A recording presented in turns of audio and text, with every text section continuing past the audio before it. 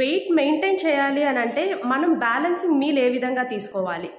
జనరల్గా చాలామంది వెయిట్ తగ్గుతారు, కొన్ని రోజులు అయిన తర్వాత మళ్ళీ సేమ్ యాజ్ ఇట్ ఈస్గా వెయిట్ పెరగడం, బౌన్స్ అవ్వడం ఇదంతా జరుగుతుంది.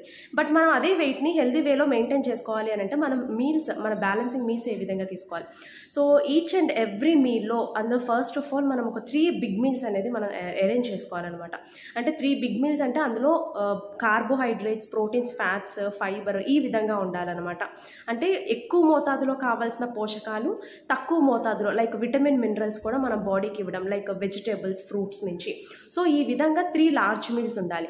ఆ 3 లార్జ్ మీల్స్ కూడా మనం morning breakfast, afternoon lunch, night డిన్నర్లో ఈ విధంగా మనం అరేంజ్ చేసుకోవడంతో పాటు అండ్ 2 స్నాక్స్ టైప్ అంటే స్మాల్ మీల్స్ అంటారు దాన్ని.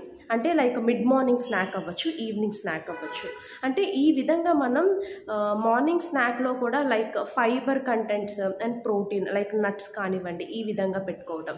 అండ్ ఈవినింగ్ స్నాక్లో కూడా ఈ విధంగా అంటే మనకి అందుబాటులో ఏవైతే దొరుకుతాయో లైక్ స్వీట్ పొటాటో కానీ, స్వీట్ కార్న్ కానివ్వండి, బాయిల్ చేసినవి, లైక్ ప్రోటీన్ ఫైబర్తో పాటు ఏదైతే ఉంటుందో అది మనం తీసుకోవటము.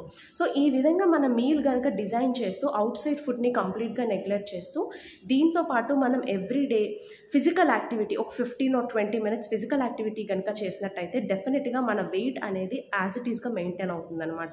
సో హెల్తీ లైఫ్ స్టైల్ కూడా లీడ్ చేసే అవకాశాలు ఉంటాయి. సో ఒక బ్యాలెన్సింగ్ మీల్ తీసుకోవటం వలన హెల్త్ కాంప్లికేషన్స్కి దూరంగా ఉండొచ్చు, వెయిట్ మెయింటైన్ చేయొచ్చు, అండ్ లైఫ్ టైం అందరికీ ఉండే గోల్ ఏంటి, మెడిసిన్ ఫ్రీ లైఫ్ లీడ్ చేయాలని. సో డెఫినెట్గా ఈ విధంగా మనం ఫాలో అయితే వీటన్నిటి నుంచి కూడా మనం ఓవర్కమ్ చేసుకునే అవకాశాలు అనేవి ఉంటాయన్నమాట.